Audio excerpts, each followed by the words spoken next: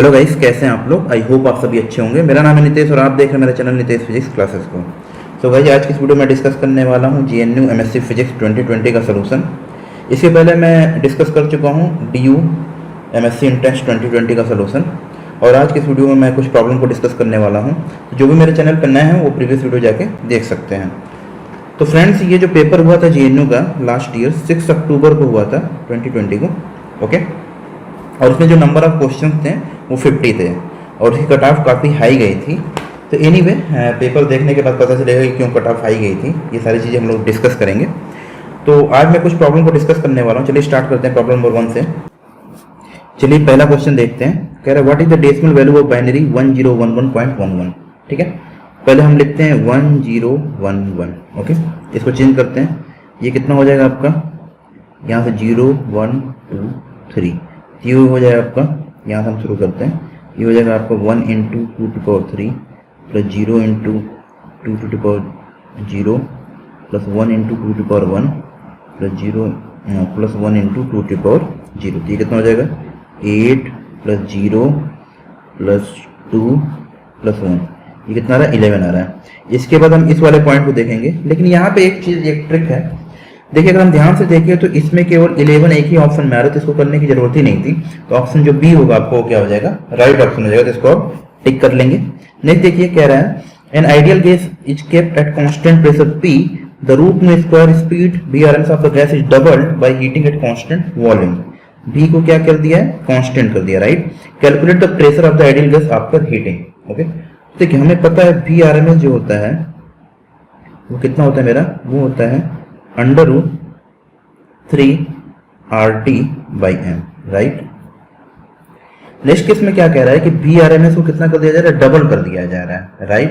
तो डबल कर दिया जा रहा है। तो देखिए, हमें ये भी पता है कि PV इक्वल टू क्या होता है, nRT। n को अगर 1 ले रहे हैं तो PV equal to RT, right. इसको अगर हम रिप्लेस कर देते, ये क्या आ जाएगा आपका मेरा 3PV/m, राइट। अब हम VRMS को डबल कर दीजिए, 2VRMS कर दीजिए, राइट। इस केस में मान लीजिए वॉल्यूम कांस्टेंट है, तो इस केस में मान लीजिए प्रेशर जो है वो P डैश हो जा रहा है, 3P⁻V/m, ओके। इसको 1 मान लीजिए, इसको 2 मान लीजिए, दोनों को क्या कर दीजिए, डिवाइड कर दीजिए। तो ये क्या आ जाएगा 1/2 इक्वल टू √P/P डैश। इसका स्क्वायर कर दिए तो 1/4 equal to P/P dash. This implies that P dash equal to 4P। तो ऑप्शन जो बी होगा वो आपका क्या हो जाएगा, राइट ऑप्शन हो जाएगा। तो इसको आप टिक कर लें। चलिए नेक्स्ट पढ़ते हैं। कह रहा है the convex surface of a plane of convex glass length with curvature radius 40 cm comes into the contact with a glass plate. A certain ring object in reflected light has a radius of 2.5 mm. Watching the given ring, the lens was gradually removed from the plate by a distance of 5 micrometer. What has the radius of that ring becomes equal to? देखिए, ये क्या है, ये Newton's ring का example है, okay. देखिए, होता है क्या, न्यूटन्स रिंग आपको पता है कि प्लेन ऑफ कॉन्वेक्स लेंस होता है। यहाँ पे एक एयर फिल्म की वजह से, मल्टीपल रिफ्लेक्शन की वजह से फिल्म जो बनती है। इसके बाद क्या हो रहा है, ये एयर के केस में है, और उसके बाद इसको कुछ हाइट ऊपर उठा दे रहे हैं इस लेंस को, लाइक कुछ इस तरीके का कंडीशन है। तो मान लीजिए जो हाइट है आपकी वो सपोज कर लीजिए ΔH है, इतनी हाइट ऊपर उठा रहे हैं, ठीक है। तो देखिए, जो पाथ ट्रेवर्स होगा एयर फिल्म का ऑफ वेव, तो इसमें जो रिलेशन बन के आता है वो आता है आपका R² is equal to 1/2 n lambda. इसको इक्वेशन नंबर 1 मान लीजिए, ओके। अब दूसरा केस ये कह रहा है कि जब लेंस को हम ΔH हाइट ऊपर ले जाते हैं, इस केस में जो रेडियस होगा वो चेंज हो जाएगा। उस केस में मैं मान ले रहा हूँ कि रेडियस जो हो रही है R' हो जा रही है। उस केस में जो रिलेशन आता है वो याद रखिए, वो आता है R'² plus ΔH is equal to 1/2 n lambda. इसको इक्वेशन नंबर 2 मान लीजिए। फ्रॉम 1 and 2 से क्या हो जाएगा आपका R² is equal to R'² plus 2ΔH, right. यहाँ से R' की वैल्यू निकालिए। R' की वैल्यू हो जाएगी आपकी √R² माइनस 2R∆H, ओके। अब ये R क्या है, रेडियस 2.5 मिलीमीटर दी हुई है, ओके। इसमें पुट कर दीजिए, कोई घबराने की जरूरत नहीं है। तो पुट करके आप मिलेंगे, अगर आप देखोगे तो R' की वैल्यू आएगी √2.5 मिलीमीटर, मतलब 2.5 × 10⁻³ का स्क्वायर -2 कैपिटल आर की वैल्यू है आपकी 5 माइक्रोमीटर, ये लिख लीजिए 5 इंटू 10⁻⁶, और जो डेल्टा एच है वो आपका दिया है 40 सेंटीमीटर, इसको मीटर में चेंज कर लिए तो 0.4 हो जाएगा। इसके बाद इसको सॉल्व करके आप देख लीजिएगा तो आर डैश की जो वैल्यू आएगी आपकी 1.5 मिलीमीटर के हिसाब से आएगी। तो 1.5 मिलीमीटर ऑप्शन डी आपको दिख रहा है, तो ऑप्शन डी जो होगा आपका वो राइट ऑप्शन हो जाएगा, तो इसको टिक कर लें आप। नेक्स्ट देखिए, काफी अच्छा क्वेश्चन पूछा गया था, हाउ मच, ये जनरली पूछा भी जाता है, how much heat must be absorb by ice of mass 700 gram, इसको केजी में तुरंत चेंज करें। टेम्परेचर कितना, -15 degree centigrade, take into the liquid state of 10 degree centigrade, given specific heat of height वगैरह सब दिया हुआ है यहाँ पे। तो याद रख के रहिए, यहाँ पे एक कंसेप्ट समझने लायक है। कंसेप्ट क्या है कि जो -15 डिग्री सेंटीग्रेड का आइस है वो सबसे पहले 0 डिग्री सेंटीग्रेड आइस पे जाएगी, राइट। इसके बाद 0 डिग्री सेंटीग्रेड का जो आइस है वो 0 डिग्री सेंटीग्रेड के लिक्विड पे जाएगा, ओके। इसके बाद 0 डिग्री सेंटीग्रेड का जो लिक्विड है वो 10 डिग्री सेंटीग्रेड तक बढ़ाना है, वहां पे जाएगा। तो ये जो इतने सारे प्रोसेस हैं, सब में आपको स्पेसिफिक हीट से जो हीट है वो निकालनी पड़ेगी, ओके। तो हम लोग जो करेंगे एक एक करके निकालेंगे, ट्राई करेंगे एक एक करके कि क्या है क्या नहीं है, वो सारी चीजें हम यहाँ पे ट्राई करके आपको निकाल के दिखाते हैं। चलिए, पहला केस क्या है, पहले केस में जब आइस -15 डिग्री सेंटीग्रेड से 0 डिग्री सेंटीग्रेड पे जाएगा, इसमें इनिशियल टेम्परेचर जो होगा आपका वो कितना है, आपका -15 डिग्री सेंटीग्रेड, फाइनल टेम्परेचर जो होगा वो होगा 0 डिग्री सेंटीग्रेड, और मास ऑफ जो है आइस का वो कितना है, 0.7 kg, राइट। अब यहाँ से निकालिए Q1, निकालिए यहाँ से Q1 जो होगा आपका वो आ जाएगा mc डेल्टा टी। m कितना है आपका 0.7, c कितना है, c रख लीजिए, c है आपका 2220, ओके। और डेल्टा टी कितना हो जाएगा आपका 0 -15, ओके। इसको सॉल्व करेंगे आप तो ये आएगा, करके देख लीजिएगा, ये आएगा 2323310। इसको चेंज, ये जूल में आएगा तो इसको चेंज करेंगे आप तो ये आएगा 23.31 किलो जूल, ओके। अब क्या होगा, 0 डिग्री सेंटीग्रेड का जो आइस है वो 0 डिग्री सेंटीग्रेड किसमें चेंज होगा, लिक्विड में चेंज होगा। तो उसके लिए लैटेंट हीट का कंसेप्ट लगा देंगे, Qt = m × L से, ये हो जाएगा 0.7, और इसका जो लैटेंट हीट दिया हुआ है, ये हीट फ्यूजन ऑफ वाटर दिया हुआ 333 दिया हुआ, तो 333 कर दीजिए, ये आ जाएगा आपको, करके देख लीजिएगा 233.1 किलो जूल। ये इक्वेशन नंबर 2, इक्वेशन नंबर 1।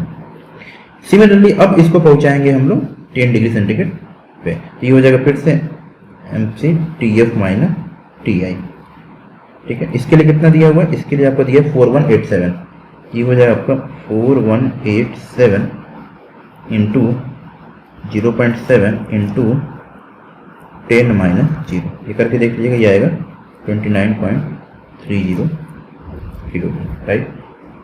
ये हो जाएगा इक्वेशन नंबर 3।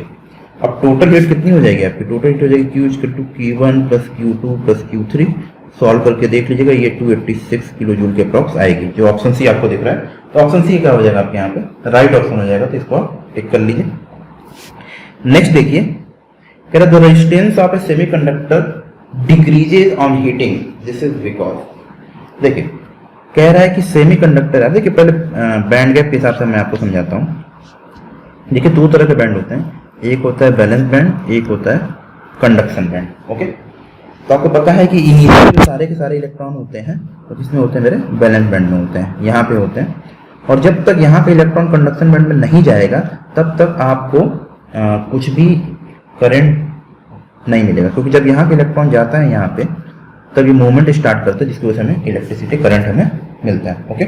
अब ये कह रहा है कि जो सेमीकंडक्टर है उसका जो रेजिस्टेंस है वो डिक्रीज होता है जब इसको हीट करते हैं। तो देखिए जब हीट करते हैं तो ड्यू टू थर्मल एनर्जी यहाँ का जो बैलेंस बैंड का इलेक्ट्रॉन उसके पास एनर्जी आ जाती है, और उस एनर्जी को गेन करके इसमें पहुंच जाता है, कंडक्शन बैंड में पहुंच जाता है। जब कंडक्शन बैंड में पहुंच जाता है तो यहाँ पे ये मूवमेंट स्टार्ट कर देता है, जिसकी वजह से आपको जो करंट मिलना स्टार्ट हो जाता है। तो अगर करंट इंक्रीज होगा तो ऑब्वियसली जो सेमीकंडक्टर का जो रेजिस्टेंस होगा वो डिक्रीज हो जाएगा। तो जब जितना ज्यादा हीट यहाँ से आप करोगे, जितना ज्यादा उतनी ज्यादा प्रोबेबिलिटी है इलेक्ट्रॉन को बैलेंस बैंड से कंडक्शन बैंड में जाने की, ओके। जिसकी वजह से मोर इलेक्ट्रॉन बिकम्स हो जाते हैं अवेलेबल फॉर कंडक्शन। यही आपको क्या हो जाएगा, सी राइट ऑप्शन हो जाएगा। तो इसको आप टिक कर लें, ओके। इसको देखिए एक इलेक्ट्रॉनिक क्वेश्चन था, इसको मैं नेक्स्ट किसी वीडियो में डिस्कस करूंगा, इसको मैं छोड़ देता हूँ 6 to 8 आई थिंक, इसको मैं बाद में बताऊंगा।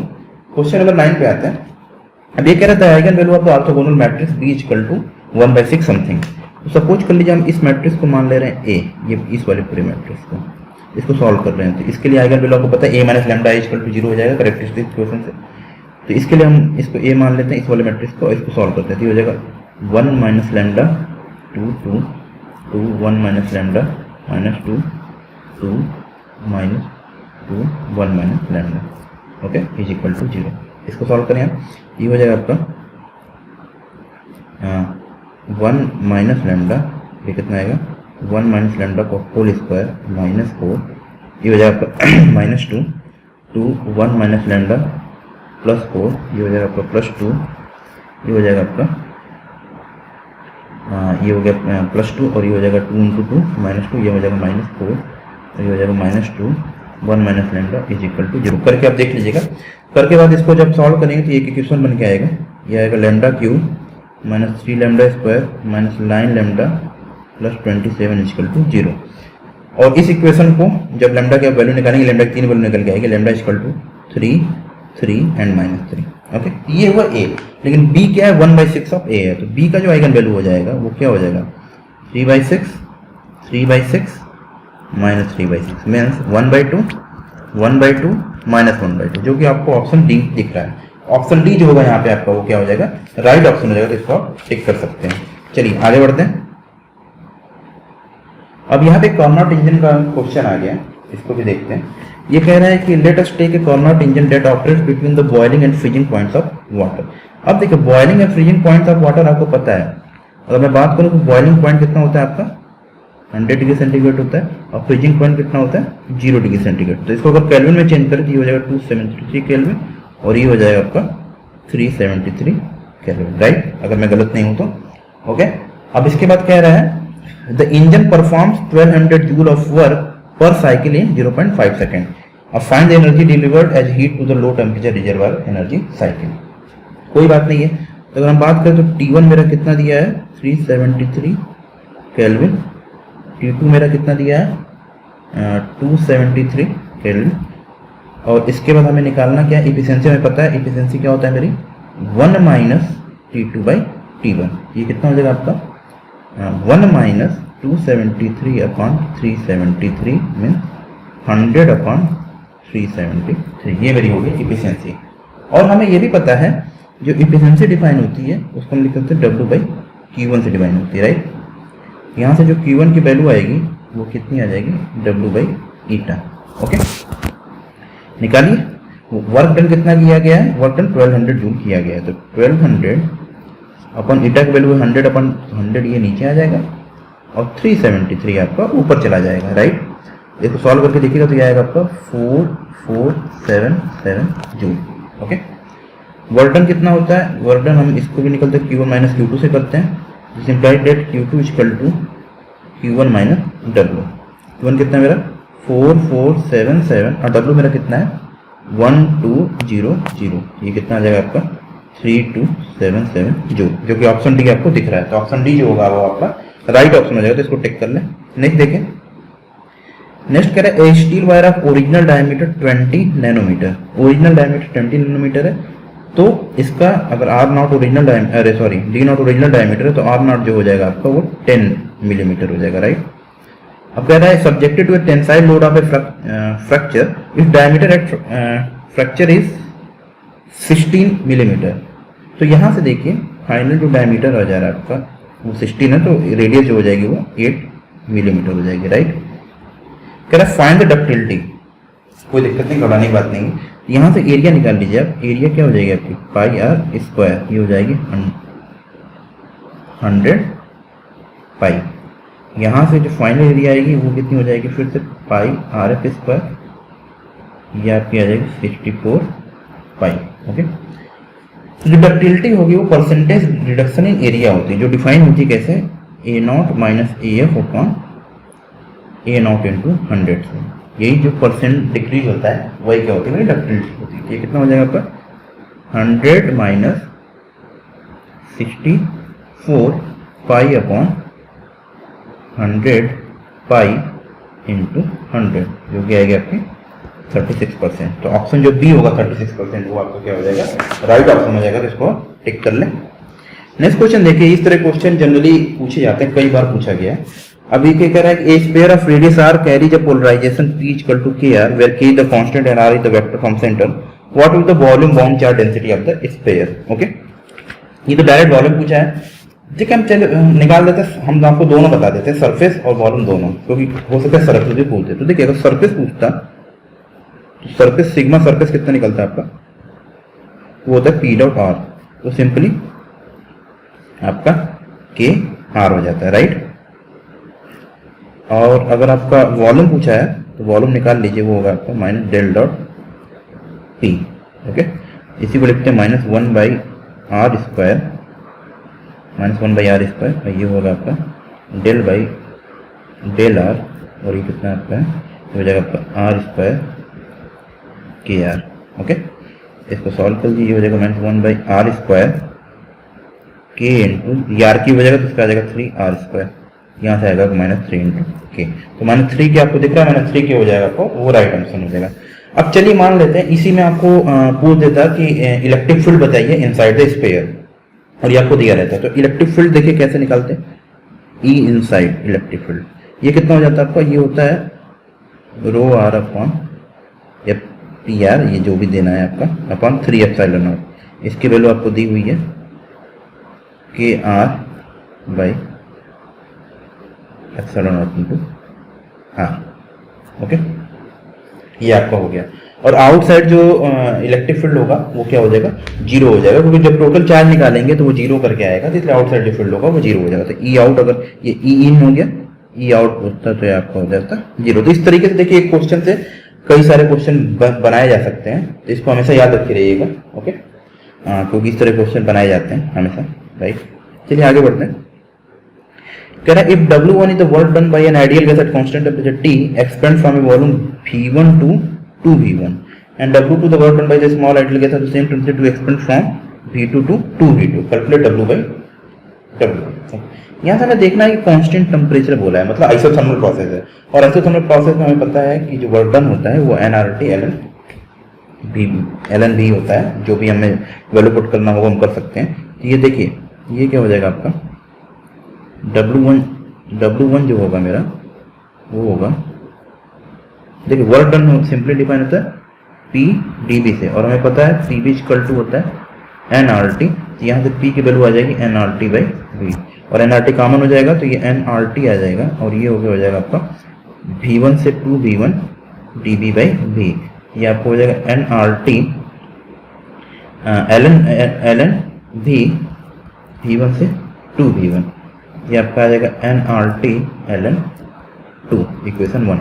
सिमिलरली जब आप W2 करोगे तो ये आएगा nRT V2 से V2 to 4V2 dB by V। इसको आप करके देख लीजिएगा, तो ये आएगा आपका nRT ln 4। ओके, ऐसे को लिख सकते हो आप 2, इसको आप क्या लिख सकते हो, ln 4 को लिख सकते हो ln 2 पावर 2, तो ये हो जाएगा 2 nRT ln 2। अब W1 बाई W2 आप करके देख लीजिए, ये आ जाएगा आपका 2। तो ऑप्शन जो बी होगा वो क्या हो जाएगा आपका राइट ऑप्शन हो जाएगा, तो इसको आप टिक कर लें। नेक्स्ट देखें, कह रहा है let us assume that water is flowing with speed of 12 centimetre per second. Okay, through horizontally placed tube of radius 2 centimetre. Okay, ठीक है। कह रहा है find the speed of water flow under the similar condition in case of the radius of tube is double. एक बार 2 centimetre दिया हुआ है रेडियस, इसको R1 ले लेते हैं, और दूसरी बार में R2 जो है वो 2R1 हो जाता है, उस समय हमें बताना है फ्लो। ओके, हम इक्वेशन ऑफ कंटिन्यूटी पढ़े, वो क्या कहता है कि A1 V1 equal to A2 V2, right. A1 को लिख सकते हैं pi R1 square V1 equal to pi R2 square V2, pi से पाई कैंसिल आउट। तो ये R1 की वैल्यू कितनी है मेरी 2 का होल स्क्वायर, और V1 है मेरा 12 is equal to R2 square का पता करना, ये हो जाएगा आपका 4 का होल स्क्वायर, राइट। ये होगा आपका। तो यहां से R2 होल स्क्वायर, ये गड़बड़ हो गया, हमें वेलोसिटी निकालनी है, तो ये होगा आपका, ये हो जाएगा 4 इंटू V2, तो this implies V2 equal to 48/60, that is 3 centimetre per second. ये देखिए यहाँ पे थोड़ा सा गड़बड़ ये हो रहा था कि R2 क्या है आपका, ट्यूब का, ये इसका रेडियस 2 टाइम्स कर दिया गया, तो मतलब 4 का होल स्क्वायर इंटू V2, ये V2 निकाला, 4 का स्क्वायर 16 हो जाएगा, ये 48/16 ये होगा 3 सेंटीमीटर पर सेकंड। तो इसको आप इस तरीके से निकाल सकते हैं। ओके, ले देखिए कह रहे calculate the magnetic field at centre P of a semi circular carrying current I and radius R। तो यहाँ पे हम आपको दो तरीके से समझा देते हैं। जैसे मान लीजिए एक पॉइंट A यहाँ पे, एक पॉइंट B यहाँ पे, एक पॉइंट C यहाँ पे, एक पॉइंट D यहाँ पे। तो A और D के बीच जो भी होगा वो कोई मैग्नेटिक फील्ड नहीं निकालेंगे, जो भी निकलेगा BC पार्ट में निकलेगा। और यहाँ पे हमें क्या कर रहे हैं, जैसे मान लीजिए R रेडियस है, ये दिया हुआ है, तो हम इसी पे एंगल थीटा बनाते हुए एक DL एलिमेंट ले लेते हैं। ओके, एक DL एलिमेंट ले लेते हैं, और ये जो DL जो है स्मॉल एलिमेंट है मेरा, और DL की वैल्यू जो हो जाएगी यहाँ से DL वो कितनी आ जाएगी, R d थीटा। ओके, हम ये ले लेते हैं, और DL और R के बीच में जो एंगल होगा वो कितना होगा, angle between DL and R is equal to 90 degree. Okay, हम बायोट रूल लगा देते हैं। बायोट रूल हमें पता है, बायोट रूल कहता है dB equal to mu naught upon 4 pi I DL sine theta upon R square. यहाँ पे जो थीटा है वो कितना है आपको 90 डिग्री है, साइन 90 की वैल्यू 1 हो जाती है, तो dB की जो वैल्यू आएगी आपकी mu naught upon 4 pi I DL की वैल्यू पुट कर दीजिए, R d theta into sine 90 upon R square, दोनों तरफ इंटीग्रेट कर दीजिए, तो ये B हो जाएगा आपका dB, ये हो जाएगा आपका mu naught I upon 4 pi R, एक आर से एक आर कैंसिल आउट हो जाएगा, और ये होगा 0 टू पाई।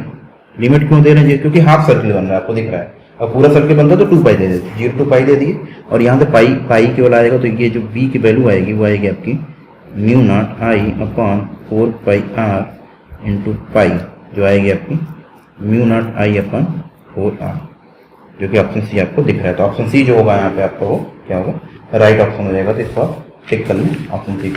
ये भी काफ़ी अच्छा क्वेश्चन दिया गया था, पूछा था।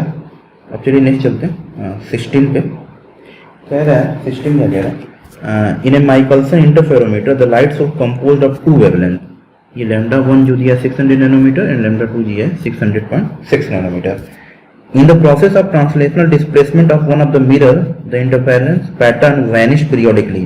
Find out the displacement of the mirror between two successive appearance of the sharpest pattern.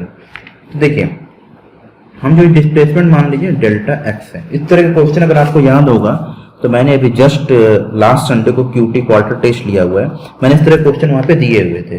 तो देख लीजिए जो भी चैनल पर नए हैं, ये जो क्वार्टर टेस्ट था वो केवल सिलेक्टेड कैंडिडेट के लिए अवेलेबल था, तो उसमें मैंने इस तरह क्वेश्चन दिए हुए हैं। तो उसमें मुझे नहीं पता था कि ये JNU के पेपर में इस तरह क्वेश्चन पूछा गया है। यहाँ से देखिए जो डेल्टा एक्स का फार्मूला होगा वो निकालेंगे हम लोग lambda 1 lambda 2 upon 2 lambda 2 minus lambda 1 से। ये हो जाएगा आपका 600 इंटू 600.6 अपॉन 2, ये हो जाएगा 0.6। इसको सॉल्व करके आप देखिएगा तो ये आएगा आंसर 0.3 मिलीमीटर, क्योंकि ऑप्शन सी आपको यहाँ पे दिख रहा है। तो ऑप्शन सी जो होगा आपको राइट ऑप्शन है, इसको टिक कर लें आप। नेक्स्ट देखें, क्या है UV light of a wavelength lambda दिया है 350 nanometre and intensity 1 watt per metre square is directed at a potassium surface. Find the maximum kinetic energy of the photo electron, और एच और वर्क फंक्शन की value 2.5 electron volt दी हुई है। तो ये लैम्डा दिया हुआ है मेरा, इंटेंसिटी दी हुई है मेरी, वर्क फंक्शन W दिया हुआ है मेरा, और प्लैंक कांस्टेंट दिया हुआ है मेरा। ओके, हम पहले फोटोन की एनर्जी निकालने E equal to SC by lambda से। ये हो जाएगा आपको 6.6 into 10 to power minus 34, 3 into 10 to power 8, और लैम्डा कितना है मेरा 350 नैनोमीटर 10 टू पावर 9। इसको करके आप देख लीजिएगा, और इसको फिर चेंज कर दीजिएगा इलेक्ट्रॉन वोल्ट में। इलेक्ट्रॉन वोल्ट के लिए आप 1.6 इंटू 10 टू माइनस 19 से डिवाइड कर सकते हैं, तो ये कर निकल के आएगा 3.5 EV। ओके, और काइनेटिक एनर्जी आपको पता है, टोटल एनर्जी अगर हमें निकालनी हो तो टोटल एनर्जी जो होती है मेरी ई की वैल्यू वो होती है kinetic energy of electron plus work function. तो यहाँ से काइनेटिक एनर्जी अगर हम निकालें मैक्स, वो क्या हो जाएगा आपका ई माइनस डब्ल्यू। ई कितना है मेरा 3.5, वर्क फंक्शन कितना है 2.5, तो कितना आंसर आया 1 इलेक्ट्रॉन वोल्ट। तो ऑप्शन जो बी होगा यहाँ पे वो क्या हो जाएगा 1 इलेक्ट्रॉन वोल्ट, वो राइट ऑप्शन हो जाएगा, इसको टिक कर लें। नेक्स्ट देखें, कह रहा let's take a black total absorbing piece of a cardboard of area something which intercept light with an intensity 24 watt per meter square from sunlight. Find the radiation pressure produced on the cardboard by the light. यहाँ पे confuse करने के लिए आपको area दे दिया है। देखो T equal to क्या होता है आई बाई सी। ये हो जाएगा आई कितना दिया है 24 और सी कितना हो जाएगा 3 इंटू 10⁸ मीटर पर सेकेंड स्क्वायर। ये कितना हो जाएगा आपका 8 इंटू 10⁻⁸, क्योंकि ऑप्शन बी आपको यहाँ पे दिख रहा है।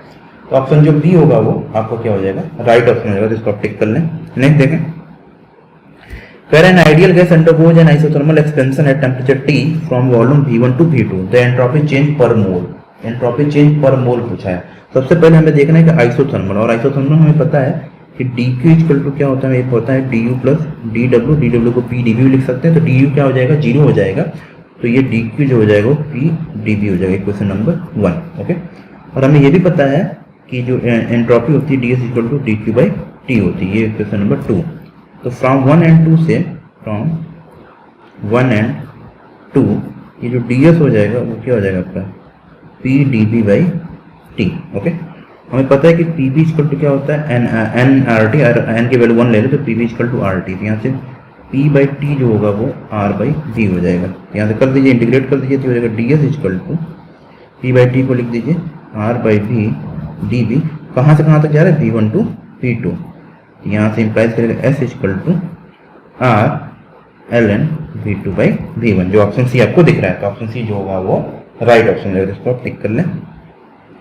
नहीं देखिए, ये डायरेक्ट फार्मूला पूछा गया है। An electron gas is confined in a box of volume v, the number of electrons is n, the Fermi energy at t equal to 0 के। वो भाई देखिए, जो फर्मी एनर्जी होती है आपको पता है कि वो m v के पावर 2/3 पे क्या होता है प्रायोरिटी प्रोपोर्शनल होता है, जो प्रेशर होता है वो 5/3 के प्रोपोर्शनल होता है। तो ये सारी चीज़ें आप याद रखे रहिएगा, ये डायरेक्ट फार्मूला पूछा गया था, फर्मी एनर्जी का फार्मूला था। और 1 डायमेंशन 2 डायमेंशन 3 डायमेंशन में क्या होता है, ये भी सारी चीज़ें आपको पता होना चाहिए। अगर ये सारी चीज़ें आपको पता है तो ठीक है, नहीं पता है तो प्रॉब्लम हो सकती है। ओके, चलिए आगे बढ़ते हैं। 21 देखिए, कह रहा है consider an ideal gas at pressure P1 and volume V1 undergo a free expansion to volume 2V1, then the gas is adiabatically expand to the volume 16V1. wow, calculate the final pressure of the gas. पहले देखिए किस में गया है, ideal gas pressure P1 volume V1 undergo free expansion है, free expansion है, ठीक है। तो देखिए P1 V1 equal to P2 V2 लगा दीजिए, तो यहाँ से इंप्लाइज करेगा T कांस्टेंट रहता है इसमें, तो जो P2 की वैल्यू आएगी वो आएगी आपकी P1 V1 अपॉन V2। कहाँ से कहाँ तक गया, फाइनल वॉल्यूम 2V1, तो यह आ जाएगा आपका P1 V1 अपॉन 2V1, यह आ जाएगा P1 बाई 2। तो P1 की P2 की वैल्यू कितनी आ गई P1 बाई 2।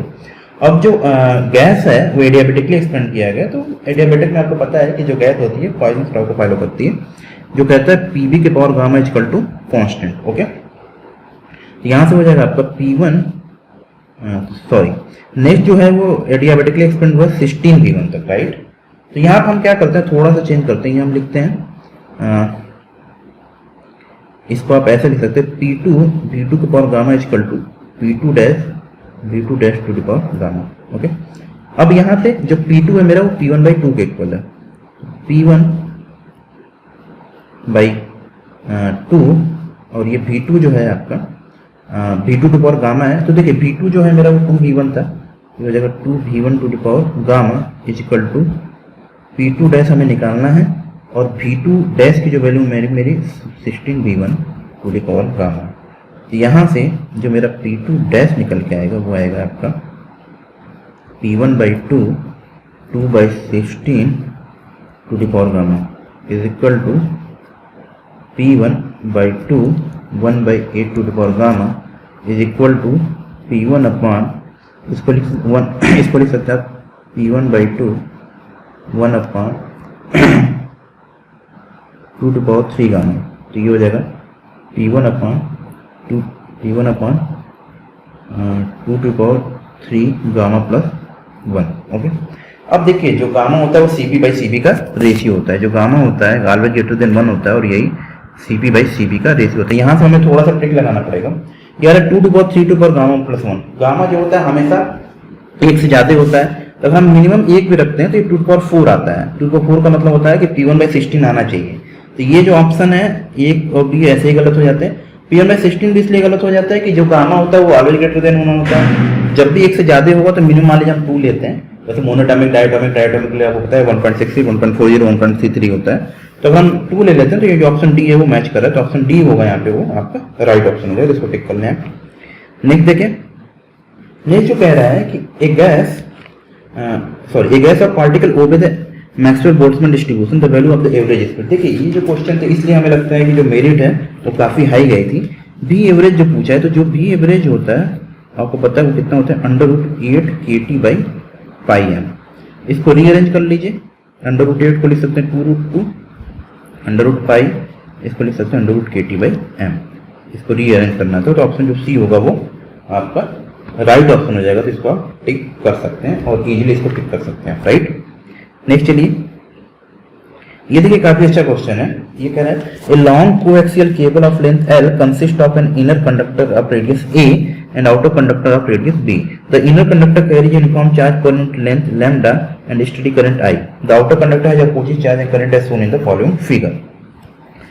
हमें क्या निकालना? Find the total magnetic energy stored between the inner and outer shell. Okay, कोई बात नहीं। तो देखिए कुछ इस तरह का केस है।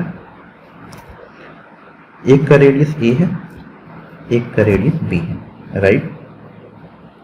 अब यहाँ पे अगर हम कंडीशन थोड़ा सा लिखें मैग्नेटिक फील्ड का, अब देखिए अगर कोई पॉइंट यहाँ होता R क्या होता, और कोई पॉइंट यहाँ होता ये भी R तो क्या होता। हम देखिए कंडीशन लिख रहे हैं। मैग्नेटिक फील्ड 0 होती जब R लेस देन A होता, और मैग्नेटिक फील्ड होगी μ0/2 पाई I बाई R जब R A से बड़ा होगा लेकिन B से छोटा होगा। ये कंडीशन है, ओके। सिमिलरली जो एनर्जी है वो क्या होगी, ये भी ध्यान से देखिएगा, वो 0 होगी जब R A से छोटा होगा। और देखिए कितना होगा, देखिए मैग्नेटिक जो एनर्जी होती है वो याद रखिएगा वो कितनी आती है, B²/2 μ0 आती है, ओके। यहाँ से B² की अगर इसको हम स्क्वायर कर दें, इस वाले टर्म को स्क्वायर कर दें तो ये हो जाएगा 1/2 μ0, और इसको स्क्वायर कर लीजिए तो ये आएगा μ0² I² 4 पाई स्क्वायर R²। ये कब आएगा, जब R A और B के बीच में लाई करेगा। इसको थोड़ा सा रीअरेंज कर लीजिए तो ये कितना आएगा, ये आएगा आपका μ0 I² 8 पाई स्क्वायर R²। ये जो मैंने है कंडीशन आपको बता दिया है। इस तरह का एक कंडीशन है यहाँ पे, ओके। अब इसी से हमें निकालना है। तो हम क्या करते हैं, इसी R रेट एक और ड्रा कर लेते हैं, ओके। और यहाँ पे कोई एलिमेंट ले लेते हैं dr, राइट। यहाँ पे हम एलिमेंट क्या ले लेते हैं, dr ले लेते हैं, ओके। और हम इसका थिकनेस है वो मान लीजिए d मान लें, इसका जो भी थिकनेस या इसका लेंथ जो है वो हम l मान लें थोड़ी देर के लिए, इसका लेंथ l है। इसका जो वॉल्यूम हो जाएगा, इसका जो वॉल्यूम होगा वो dB कितना होगा, वो होगा आपका 2 पाई r dr into l, okay. यहाँ तो कोई दिक्कत नहीं है। अब एनर्जी निकालिए। एनर्जी मेरी क्या होगी आपकी, U dB होगी। इसको दो भाग में ब्रेक करते हैं, एक होगा 0 to A U dB, एक होगा A to B U dB, okay. यहाँ पे कोई नई एनर्जी 0 हो जाएगी, ये हो जाएगा आपका A to B। इसके यहाँ पे वैल्यू है आपकी μ0 I² 8 पाई स्क्वायर R², और dB की वैल्यू रखिए 2 पाई R L इंटू dr। ये निकल के आएगा आपका, ये निकल के आएगा आपका, ये कांस्टेंट बाहर आएगा तो μ0 I² L upon 4 pi A to B 1/r dr, जो निकल के आएगा आपका μ0 I² L अपॉन 4 पाई ln B/A, जो कि ऑप्शन सी आपको यहाँ पे दिख रहा है। तो ऑप्शन सी जो होगा वो आपका राइट ऑप्शन होगा, तो इसको आप टिक कर लें। नेक्स्ट क्वेश्चन देखिए, कह रहा find electric field at any point R between the inner and outer conductor. देखिए लैम्डा जो है लीनियर चार्ज डेंसिटी दिया हुआ है, तो आर डिस्टेंस पे जब भी हम निकालते हैं आपको इलेक्ट्रिक फील्ड वो आता है lambda upon 2 pi epsilon not A R, जो भी डिस्टेंस पूछी जाती है वो निकाल सकते हैं यहाँ पे। तो ऑप्शन बी जो होगा वो राइट ऑप्शन होगा यहाँ पे। अब ये देखिए ये जो लास्ट क्वेश्चन है, calculate the energy transport of these magnetic and electric field per unit time per unit area surface. तो ये मैं आपको होमवर्क दे रहा हूँ, ये आप करके आप हमें बताएंगे, वीडियो के नीचे आप कमेंट करिएगा। अगर आपको नहीं आएगा ये क्वेश्चन तो मैं अपने ग्रुप में डिस्कस करूंगा। वैसे भी आई थिंक ये क्वेश्चन डिस्कस किया जा चुका है ग्रुप में, तो अगर आपको नहीं आता है तो ग्रुप में ज्वाइन हो जाइए, मैं लिंक आपको पिन कर कमेंट में बता दूंगा, तो वहां पे हम लोग ये क्वेश्चन डिस्कस कर लेंगे। अगर आपको आता है तो वीडियो के नीचे आप कमेंट सेक्शन में कमेंट करके बताइएगा। तो ये पार्ट 1 है। अब पार्ट 2 को मैं जल्दी रिलीज करूंगा क्योंकि नंबर ऑफ क्वेश्चन जो है वो 50 है, तो जल्दी रिलीज करके मैं इसको खत्म करूंगा। तो डीयू का क्वेश्चन हो गया और इसके बाद ये जेएनयू की सीरीज चल रही है। इसके बाद मैं देखा जाएगा कि कौन सा यूनिवर्सिटी है जिसका स्टार्ट करें। तो फिर मिलते हैं दोस्तों किसी और दिन किसी और वीडियो के साथ। तब तक के लिए आप घर पे रहिए, सुरक्षित रहिए और अपनी प्रिपरेशन करते रहिए। Thank you so much guys.